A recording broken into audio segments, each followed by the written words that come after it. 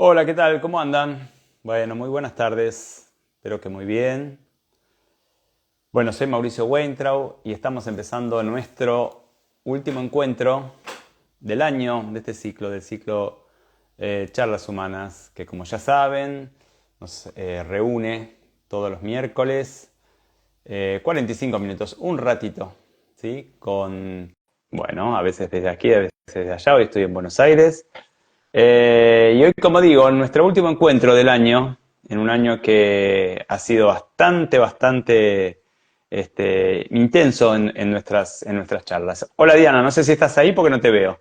No me digas que no me ves, claro que No te estoy veo, aquí. no te veo, pero te escucho. ¿Cómo andás? Bueno, muy bien. ¿Qué tal tú? Bueno, bien, muy bien, muy bien. Hoy estamos solos, no puede venir Rosa. No puede venir, pero aparte de echarla de menos, le vamos a dedicar esta charla porque fue idea de ella Sí, hacer. sí. Arrojó la bomba y después huyó. Básicamente eso. Increíble. Y no ha sido la única porque han llegado un montón de preguntas y me han dicho, por favor, anónimas. Pero claro, yo sé quién me las ha enviado. O sea, imagínate si va esta charla, va de tirar la piedra y esconder la mano. Sí, ¿no? Por eso no aparece nada. Ni siquiera te veo a vos, estoy hablando conmigo mismo. Bueno, oye, mira, si hay un rollo reflexivo para el día de hoy no nos viene nada ¿Cómo mal. no? ¿Cómo no? ¿Cómo no? ¿Cómo no? Bueno, muy Bueno, bien. hoy vamos a entrevistar a Mauricio sobre un montón de preguntas que nos han hecho durante este año a Rosa y a mí, pensando que no sé por qué las íbamos a saber nosotras y como no era así, Ajá. pues al final decidimos Bueno, preguntártelas directamente y va a ser bonito y divertido. Han hecho unas preguntas muy bonitas, se nota mucho cariño en ellas y en las bueno, nuestras, por bueno. supuesto, también. Bueno, me alegro mucho. Bueno, ¿cómo no? Aún así, hay tres preguntitas cortitas Ujú. de cosas que hemos hablado en las últimas charlas, que yo creo que sí podríamos darle como una pincelada, una pequeña respuesta y Obvio. ya nos ponemos contigo. Ujú. Sí, obvio, obvio. Hasta hace 5 minutos llegan preguntas sobre la última charla o las últimas charlas o actividades que hacemos. Ah, sí, sí, van llegando casi permanentemente, por suerte. Bueno, pues vamos con estas tres preguntitas que, bueno, Dale, las podemos hacer más o menos rápido y aclaratoriamente y dale. vamos a lo nuestro. Pregunta de Bárbara, que fue la primera que llegó. Dice, bueno, entonces, no tengo que lograr perdonar a mis padres para sanar, como se suele decir, sino que para sanar lo que tengo que hacer es mirar y escuchar a ese niño interior dentro de mí. ¿Entendí bien? Entendió todo, Bárbara. Sí, a ver, sí, sí, así. Por lo menos desde nuestra mirada, sí. Por supuesto, escuchar a ese niño o niña, más que interior, me gusta decir que fui y que hoy está en mi interior, como para entender de qué se trata. Escuchar, y escuchar es una parte. Después, escuchar, atender, hacer los movimientos que él me pide, hacer los movimientos que él necesita que yo haga, cuestionar donde necesita que yo cuestione. Son muchos, como siempre decimos, los movimientos de la sanación o de la ayuda son muchos, no es un movimiento. Escuchar es un movimiento. Después hay un montón de otras cosas que uno necesita hacer. A veces es más fácil pensarlo con un otro, con un hijo. O a veces es más fácil pensarlo con un hijo, ¿no? Mi hijo viene y me dice, mamá en el colegio o papá en el colegio, mi maestra me grita. Yo lo escucho. ¿Es bueno? Sí, es bueno. ¿Alcanza? Obviamente no. Si yo digo, ay, pobrecito mi hijo, qué triste, cómo te grita la maestra, lo escucho, sí. ¿Conecto con su dolor? Sí. ¿Alcanza? Por supuesto no. O sea, hasta que yo no hago algo que haga que esto deje de suceder en la vida de mi hijo, bueno, mi hijo sigue teniendo una maestra que le grite, ¿no? Entonces, Ya. escuchar es un paso, hay muchos otros pasos para hacer. Bueno, pero así como comienzo, Ah, Bárbara, la genial. respuesta en corto es In- sí. inmejorable, inmejorable.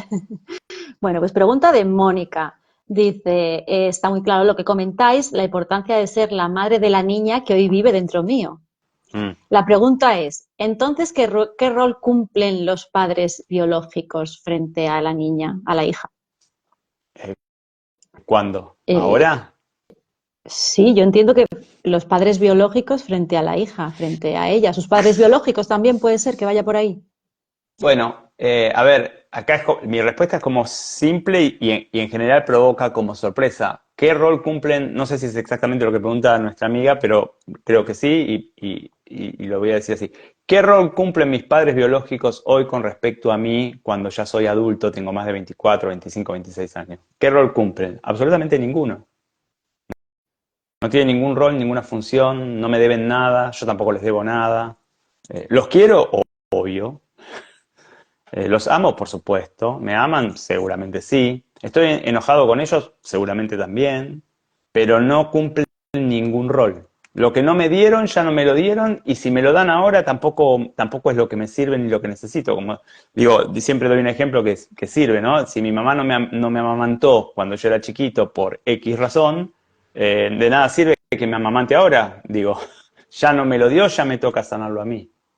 ¿No? Digo, cuando uno sigue esperando de los padres en la adultez, bueno, queda instalado en un lugar de niño. Lo que no quiere decir que yo ante mis padres acepte todo porque no espero nada de ellos. No, por supuesto. Eso no quiere decir que yo acepte que me juzguen, que opinen sobre mi vida, digo, que descarguen lo que les pasa en mí. Por supuesto que no, pero el rol no cumple absolutamente ninguno. Bueno, pues a primera pregunta respuesta sí, a segunda pregunta respuesta no. Y una que ha venido ahora en el último minuto Sí. de Elisa Aureoles, me la he apuntado rápido, espero transmitirla bien, Elisa, era, decía algo así como, en escenas matrices parece que nunca mencionamos y nunca hablamos de cuestionar la forma en la que nos socializaron nuestros padres. O sea, cuestionamos a los padres, pero no como, en concreto como que ella quería ver la forma en la que nos socializaron de pequeños. No entiendo bien lo que significa socializar, pero si es la forma en cómo nos enseñaron a vincularnos con el mundo, sí, claro que lo cuestionamos. Lo cuestionamos y lo agradecemos, como siempre. Agradecemos y cuestionamos lo que nuestros padres nos dieron. Agradecemos lo saludable, cuestionamos lo que no es saludable. Y por supuesto los padres enseñan la sociabilización. A veces la enseñan directamente, o sea, qué hacer con los amigos del colegio, o qué no hacer, o cómo acercarme a aquel con quien quiero acercarme. A veces lo enseñan indirectamente, ¿no? Digo, mi mamá mi mamá me enseñaba lo que podía pedir o no pedir cuando íbamos a la casa de una vecina, por ejemplo, ¿no? Y esto era lo que a mi mamá le parecía, porque mi vecina no sé si le parecía eso, ¿no? Mi mamá me decía, si la vecina te ofrece algo, vos decís no. Probablemente la vecina estaba muy gustosa en que yo acepte, no sé, la porción de torta que me ofrecía. ¿No? Entonces nos enseñan así, y a veces nos enseñan a través de la relación con ellos, ¿no? A veces mi mamá me enseña me acuerdo ahora de un paciente que tenía que poner la mesa, ¿no? Y le tocaba siempre poner la mesa y no podía decir que no y tenía que poner la mesa. Bueno, me enseña así a obedecer o a aceptar los deseos de los demás en mí, a asumir cosas que no me corresponden, o nos enseña cosas muy saludables también, por supuesto. Bueno, genial. Pues entonces vamos a leer un pequeño mensajito. Vamos a empezar Dale, con el tema de la charla de hoy, pero como no está Rosa, nos ha dejado un pequeño mensajito para leer bueno, eh, en- como si fuéramos ella. bueno, Bueno, a ver, que me he traído los clines por si lloro, ¿eh? Estoy muy reconocible y bueno, bueno. eso de Rosa es muy bonito, ¿eh? Dice, gracias Mauricio por todo lo que estás creando y aportando al mundo con tus conocimientos y tu profundidad. Con ellos nos alimentas también a los demás y podemos llegar a sitios que eran impensables por nosotros mismos. Me siento, y creo que hablo también por mis compañeros de la formación, que nos llena de alegría que nuestros caminos se cruzasen por muchos años más. Bueno, muchísimas gracias, Rosa, realmente no me lo esperaba. Los clines no me lo traje yo.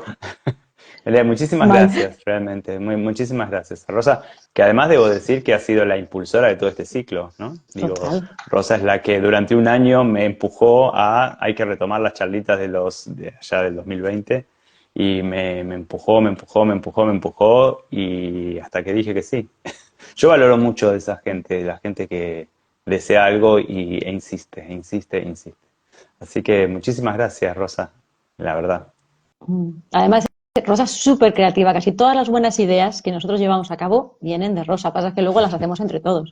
Pero casi Claro, siempre claro. es súper creativa. Se le ocurre, vamos a Tal hacerlo. Y al cual, tal principio es cual. como una locura y luego me doy cuenta que al final lo hacemos porque está genial. Tal Está súper bien cual, tal pensado. cual, tal cual. Bueno, muchas Bueno, gracias. Muchas gracias. Hay una pregunta que nos ha hecho diferentes personas, porque es como la pregunta que más un poco se hace la gente, ¿no? Respecto de ti este año de charlas, ¿no? Que le ha producido curiosidad a la gente y con razón.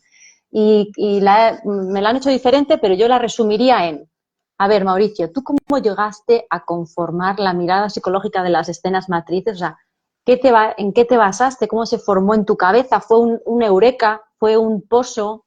O sea, hay mucha curiosidad sobre eso. Si nos cuentas un poco.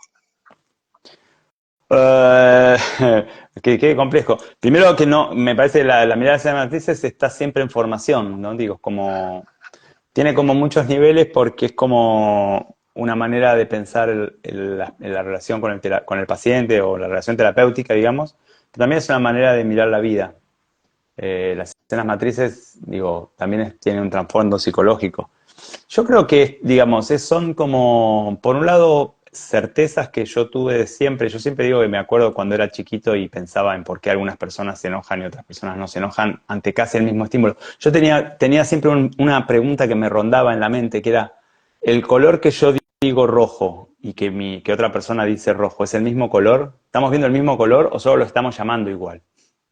Y yo me acuerdo de ser muy, muy chiquito y pensar en estas cosas. Y en realidad, visto de perspectiva, es la gran pregunta acerca de si hay una realidad más allá de nosotros o no, o si toda la realidad la ponemos nosotros, ¿no?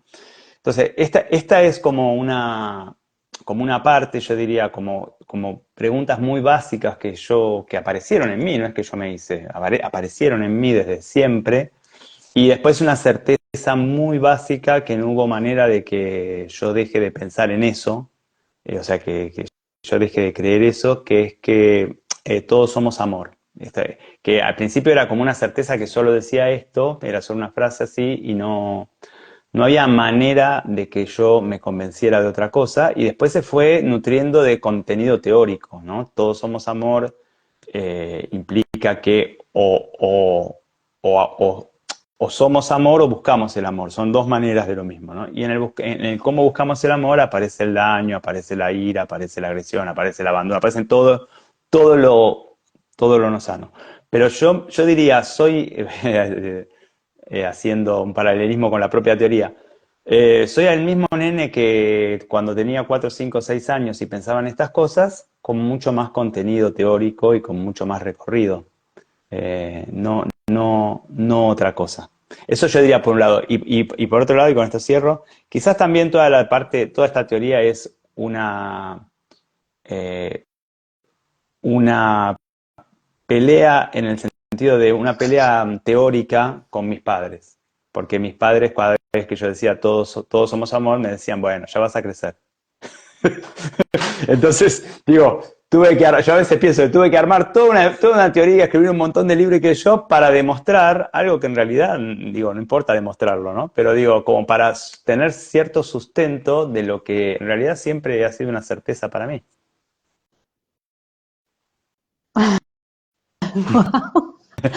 ¿Cuánto has hecho para demostrarle a tus padres que tienes razón, eh? Sí, sí, y ahora no están vivos. Si estuvieran vivos, igual me dirían, bueno, ya vas a crecer. Pero no importa, no tiene importancia eso. Digo, qué sé yo, digo, cada uno piensa lo que piensa. Total. Y entonces, bueno, dicho esto, aclarado esto, entonces, siguiente pregunta que tiene sentido. Vale, tú llegaste a esto. Entonces, ¿por qué o cómo dedicaste o te decidiste a crear Habitarnos con todo el equipo, con la gente? Porque esto, a lo que tú has llegado, lo podías haber hecho tú solo como terapeuta y ya está, tu historia, tus pacientes, tus libros, tus no sé qué. ¿Por qué crear un grupo? ¿Por qué hacer una escuela? ¿Por qué aliarte con más gente? Eh, no lo podría haber hecho solo, y lo que hagamos de acá en adelante tampoco lo puedo hacer solo. Yo creo que uno solo tiene un alcance limitado. Cuando uno arma grupo también, pero bueno, eh, la línea de mi alcance es mucho más lejos de mí. A mí me interesa, insisto, son como varios niveles, ¿no? A mí me interesa ayudar al paciente que se acerca a mí para que lo ayude, pero también me interesa, pero digo, uno tiene acceso a un número muy limitado de gente. Y cuando uno siente que tiene una verdad para dar, una verdad que siempre es una verdad parcial, por supuesto, no toda verdad es parcial, pero bueno, es mi verdad, ¿no? Cuando uno siente que tiene una verdad para dar, yo por lo menos quiero que mi verdad llegue a la mayor cantidad de gente posible. Eh, y ahí es cuando necesito de los demás. ¿No? Digo, el equipo de Habitarnos, que de a poquito se va ampliando en otras personas, además del equipo, que es como el lugar fundamental, ¿no? Permite llegar a gente que si no, no llegaría. Y permite ayudar a gente que si no, no podríamos ayudar. Y sobre todo permite algo que para mí hasta es más profundo que ayudar, porque además también ayuda, que es encontrarnos las personas. Cuando nos encontramos y a veces ni siquiera solucionamos, pero estamos juntos, compartimos un momento, un rato, una charla, un taller, eso nos permite cierta sanación, aunque no entendamos bien cómo, ¿no? Entonces, hubo un momento en todo el proceso de mío como terapeuta en donde yo ya no podía tomar más pacientes y sentí con claridad que si no tenía un equipo, mi ayuda estaba limitada. Y ahí fue cuando empecé a formar equipo. Y el equipo me lleva a lugares donde yo solo no podría llegar. Y por supuesto, perdón, y digo una cosa más, por supuesto, la teoría de las escenas matrices, que es mucho más amplia que yo, llegará a muchos lugares por los demás, no por mí. Y llega a muchos lugares por los demás, pero además llegará, allí donde llegue, será mucho más por los demás, por mí mismo. Bien, vale, aclarado. ¿Qué te gustaría pensar que has aportado o aportas al mundo con tu trabajo? Mi color. Me parece que el color de uno es lo único que uno puede aportar. Y todos tenemos un color. Me parece que es lo único que uno puede aportar al mundo es lo que uno tiene de único, y todos tenemos algo de único, y eso de tener algo único es lo que nos hace ser todos iguales. Todos somos iguales en que todos tenemos algo único. Y me parece que es como yo diría, es una obligación, pero en el buen sentido, no algo que tengo que hacer. Una obligación con uno mismo, escuchar el color y llevarlo al mundo. Y además es casi una obligación, pero insisto, no como un deber en el mal sentido, ¿no? Es casi una obligación con la vida, con el otro, devolver al mundo lo que aprendí y lo que me dieron. Como que ahí uno encuentra un movimiento saludable. Tengo algo que traje, no sé de dónde, lo voy a dar. Y bueno, y ahí nos encontramos. Muy bien. Ahora, imagínate, ponte en el supuesto. Imagínate que viene, yo qué sé, el genio de la lámpara y te dice, Mauricio, tienes que elegir una cosa de todas estas que haces en tu día a día, pues tus sesiones individuales, tus sesiones de grupo, los talleres que coordinas, dar clase de escenas matrices, dar clase de miedo escénico, escribir. Y puedes elegir una y esa una se va a quedar contigo todos los días de tu vida hasta que te mueras. Esa la vas a poder hacer siempre. Y el resto puede que sí, puede que no es que las pierdas. Pero si eliges una, te la puedes quedar ya para siempre para ti. Oh, qué genio la lámpara más egoísta.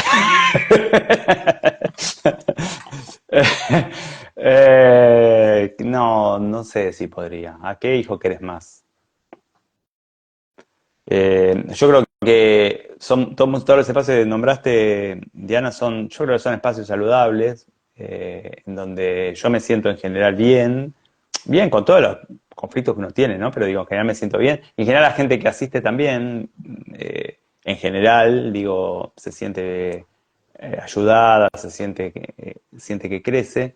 Y creo que mucho tiene que ver con esta posibilidad de hacer muchas cosas a la vez, de sostener la mesa en muchas patas. Yo creo que si yo solo atendiera pacientes, me empobrecería como terapeuta. Si solo escribiera, me empobrecería como escritor. Si solo diera charla, me empobrecería como conferencista. Porque además tiene que ver con el criterio de salud, ¿no?, que tenemos. El criterio de salud es que si bien uno tiene un color, ese color se expresa de muchas maneras y permitirme esa expresión enriquece los otros espacios. Entonces, la verdad que no te podría decir. No, la verdad que no te podría decir. No, pero una que te guste mucho, mucho, mucho, que no te imaginarías la vida sin ella.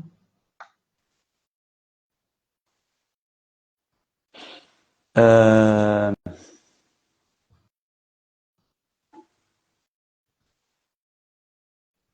eh, ¿Caminar por el mar? ¿Vale o no vale? No Sí, sé, anda, vale. todas las demás me gustan mucho, mucho. Bueno, le diremos al genio que te las deje todas, ya Ahí que está, tu ahora sí, imposibilidad de ahora me elegir. gustó, ahora me gustó. Bueno, y otra preguntita muy bonita. ¿Cómo crees que estarías o que hubiera sido tu vida si nunca hubieras estudiado psicología? Bueno, en un momento hubo peligro de eso, ¿no? Hubo mucho peligro. Cuando yo empecé a estudiar psicología era la última posibilidad. A ver, después uno puede estudiar siempre, ¿no? Pero digo, la última posibilidad de hacer una carrera como psicólogo. Si no, hubiera sido mucho más complejo, porque yo empecé a estudiar psicología a los 36 años, ya estaba en pareja, ya a los 2 años me casé, a los 3 años llegó mi hija. Si yo no hubiera empezado a estudiar a los 36 años, ya probablemente no hubiera podido empezar a estudiar hasta los 50, ya es como otra cosa, ¿no? Eh, yo creo que mi vida sin haber estudiado psicología hubiera sido una vida con mucha frustración en el sentido de con algo muy importante no desarrollado. Es como cuando uno tiene algo que necesita crecer y no le da atención, ¿no? Cuando no le da atención, eso que necesita crecer no es que desaparece, se atrofia y contamina, ¿no? Siempre hablamos del dolor de estómago crónico que yo tenía, ¿no? Bueno, ese dolor de estómago hubiera crecido de distintas maneras, en frustración, en mal humor, en enojo, bueno, en adicciones, ¿no? Yo creo que la psicología, no es que me salvó, no lo digo así, la psicología era mi destino, después uno puede ir o no. Por suerte fui, por mí también, ¿no? Pero por suerte fui, encontré las personas que me habilitaron, los que estaba tan deshabilitado, ¿no? Y por suerte pude ir. Mira lo que pregunta Tania. ¿Cómo fue para ti, Mauricio, el proceso de escuchar más a tu ejecutante, ir a por tu deseo que escuchar a tu crítico guía y no ir? Eh, es un proceso que sigue siendo, no es que fue eh, doloroso, yo creo que como todos, ¿no? Doloroso. Hasta los 22 años yo pensaba de una manera, casi podríamos decir, hasta X fecha, podría hasta decir la fecha, cuando mi primera pareja decidió dejar de estar conmigo, una pareja no tenía ninguna importancia, porque salimos creo que 2 meses, no sé, pero ese día a mí se me cayó el mundo, se me cayó en serio. Después todo lo que yo tenía construido perfecto desapareció. O sea, a los 22 años yo ya había entendido todo cómo era la vida. Pero claro, Claro, seguro, seguro. obvio, pero me dejó una mujer y se me cayó todo el entendimiento. O sea, seguía entendiendo todo, pero no me servía para nada, ¿no?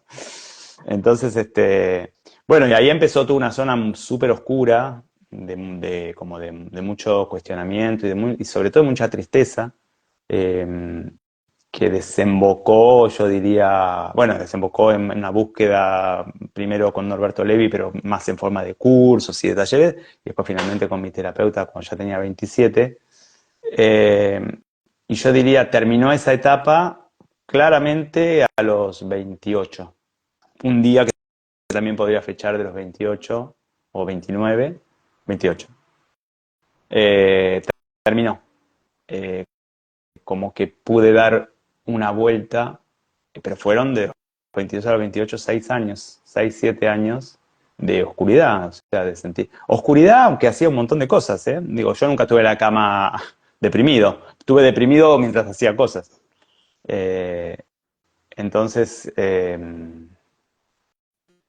bueno, en todo ese proceso, uno diría, en todos esos años pude dejar de estar, o sea, pasé de tener mi vida apoyada en los mandatos del crítico guía hasta a los 28 años ya tener mi vida apoyada en el deseo del ejecutante. Pero claro, a los 28 años es como que cambió el gobierno gobierno, pero el país estaba parecido antes, ¿se entiende? Bueno, y ahí hubo que construir, ¿no? Pero bueno, no es lo mismo construir para obedecer mandatos que construir para escuchar y para atender el deseo, ¿no? Yo diría a los 28 empecé realmente a atender el deseo. Pues ahí lo llevas, Tania. Y ahora que has mencionado a tu terapeuta, justo iba con una siguiente pregunta. ¿Qué sería lo más importante que te ha enseñado tu terapeuta? Todo, mi terapeuta todo me enseñó. Mi terapeuta es la que me volvió a parir. No, mi terapeuta me cambió la vida del mundo completamente. De, absolutamente todo, o sea, me volvió a nombrar el mundo de otra manera. Yo a mi terapeuta le debo lo que soy. Bueno, obviamente yo hice el trabajo, ¿no? Digo, el que vive es uno, ¿no? Y yo también pude escuchar un montón de cosas, ¿no? Porque también hay que poder escuchar. También, digo, ser paciente adulto no es fácil y es un trabajo, ¿no? O sea, es hacerme cargo de ser paciente, ¿no? Pero hay que tener una terapeuta o un terapeuta que diga, mirá, para acá. Y la verdad es que mi terapeuta, yo siempre digo, ¿no? Que Miriam, que es mi terapeuta, es la única que a mí me puede, ¿no? Digo, en general, bueno, los que me conocen saben que es medio difícil conmigo, ¿no? Bueno, no soy un tipo muy fácil, ¿no? En muchas cosas.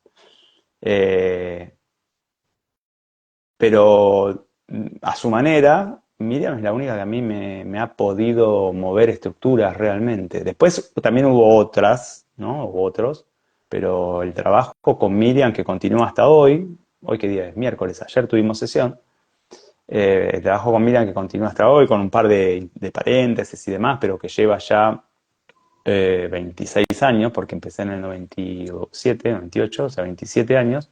Eh, bueno, me ha depositado en un lugar completamente diferente al cual yo iba, ¿no? Entonces, cuando uno encuentra un terapeuta, bueno, agárrense fuerte, porque ¿no? Cuando uno encuentra un terapeuta, no, no, son esas personas que te cambian la vida. Eh, iba para un lado y 20 años después estás en otro. Madre mía, menos mal que la encontraste y que podía contigo, ¿eh? No, Que pero no es además, fácil. perdón, Diana, ahora hay que decir que la otra, porque además es increíble, la vida me ha dado algunos regalos así como, yo podría decir 3 o 4 situaciones de mi vida fueron como regalos, pero que son inexplicables, porque yo a los 27 años o sea, venía de mis padres, que decían las terapeutas dividen la familia, o sea, yo venía de ahí y yo tenía esta conciencia, o esta creencia más que conciencia, esta inconsciencia, pero bueno, como me sentía tan mal,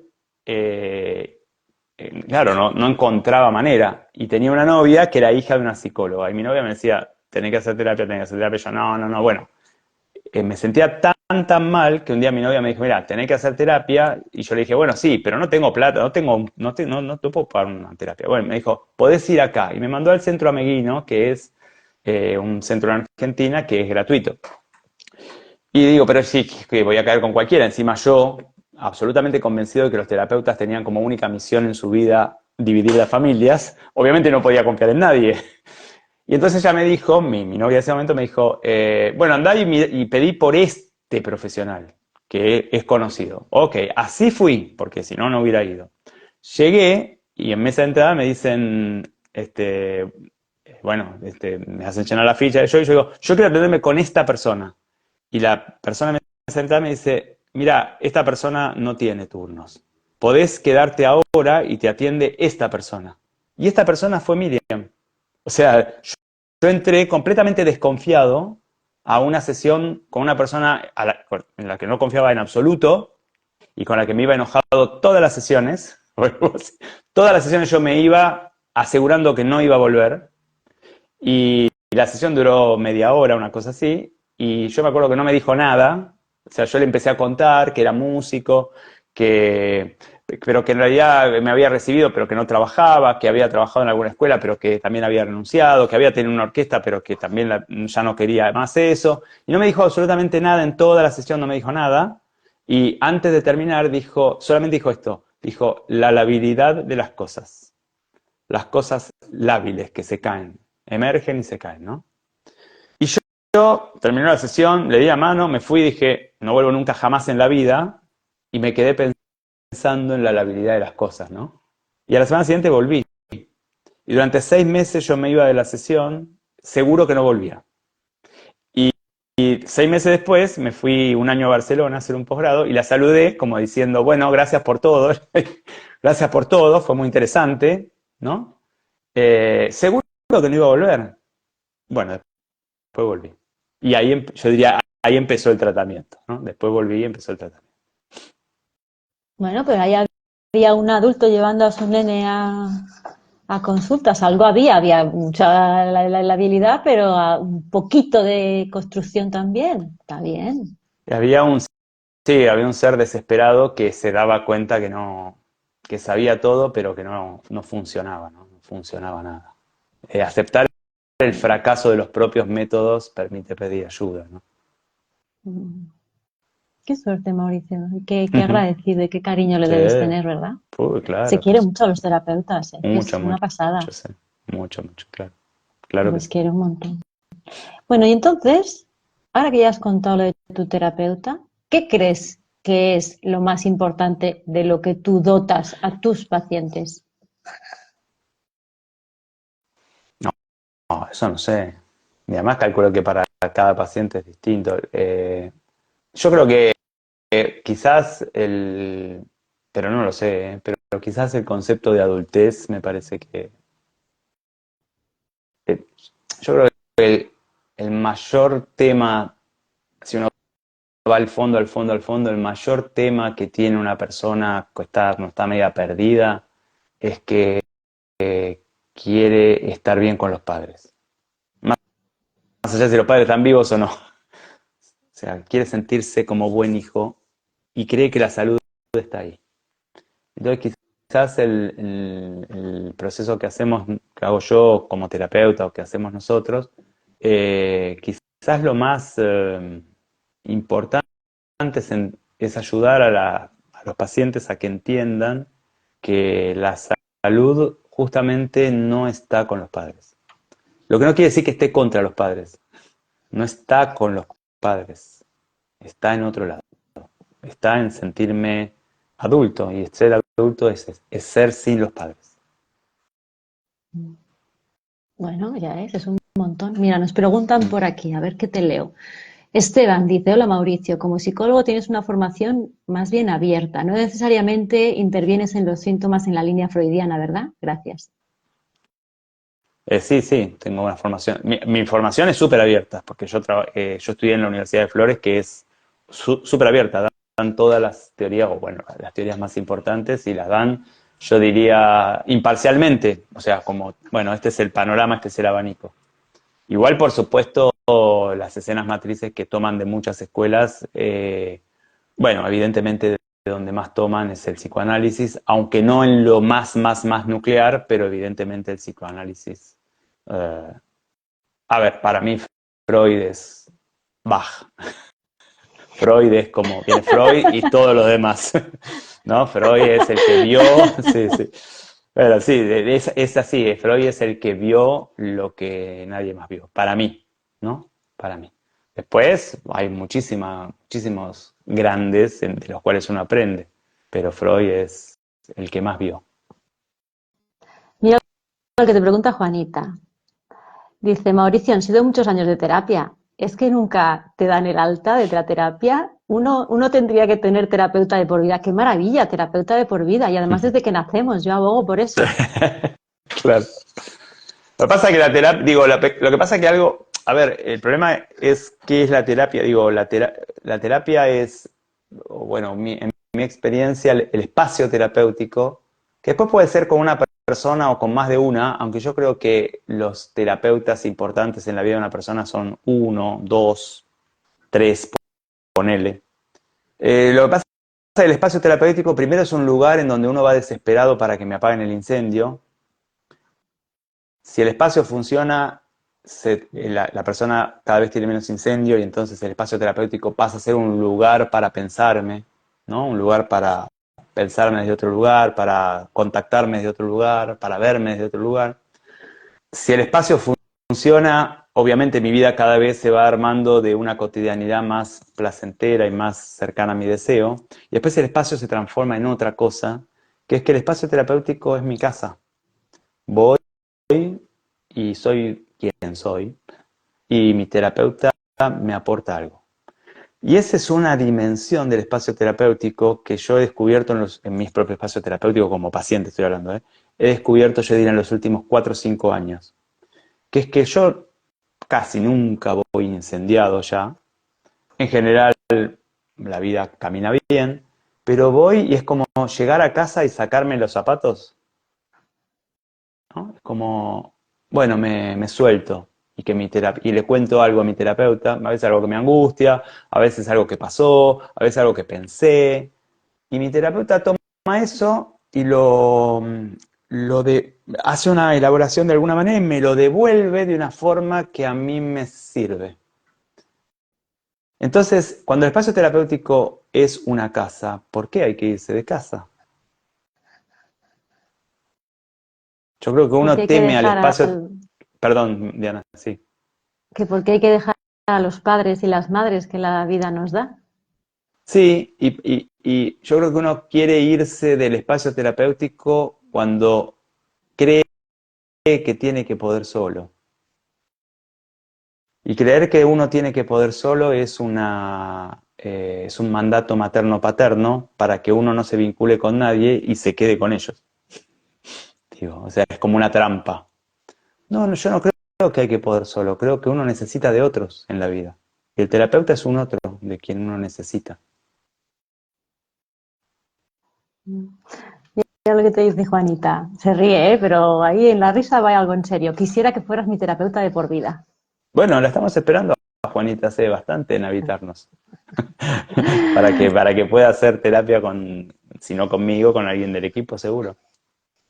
Mira, otra pregunta que me ha caído de estas manos que han tirado piedras y han escondido la mano, esta que me ha caído esta semana bastantes veces es, oye, pregúntale a Mauricio cómo era de pequeño y a qué jugaba y cómo era. Era, ¿cómo era? Era solitario, era bastante solitario, con lo bueno y lo malo que eso tenía, porque yo disfrutaba mucho y disfruto mucho la soledad, y siempre en mi infancia y adolescencia he tenido muchas dificultades para vincularme, sobre todo también por la educación, bueno, quizás por mis propias características, pero también por la educación, ¿no? Por algunos montón de mandatos y de ideas que yo tenía. Eh, Después jugaba mucho al fútbol, a mí me gustaba mucho jugar al fútbol. El fútbol siempre ha sido un espacio de, como una puerta, ¿no? Eh, y me gustaba mucho armar como mundos, ¿no? Armar como mundos. Con el fútbol armaba muchos mundos yo. Como no era solamente jugar, era todo, toda la... armaba campeonatos, jugaba como unos muñequitos, ¿no? Bueno, eran juegos muchos juegos eran solos, pero eran yo disfrutaba muchísimo. Y después jugaba mucho con mi hermano también, o sea, había toda una zona ahí. Y después vino la música fue más otra cosa, la música fue más un deber, fue más un tener que estudiar. Mi vivencia con la música cuando era chico no fue placentera. Entonces eso afectó toda una zona del juego de la niñez. Y fíjate lo que me preguntan, ¿cómo son? Pregúntale a Mauricio, ¿y de adolescente enamorado era de flores y bombones o se hacía el chulito y el durito de no me importas nada?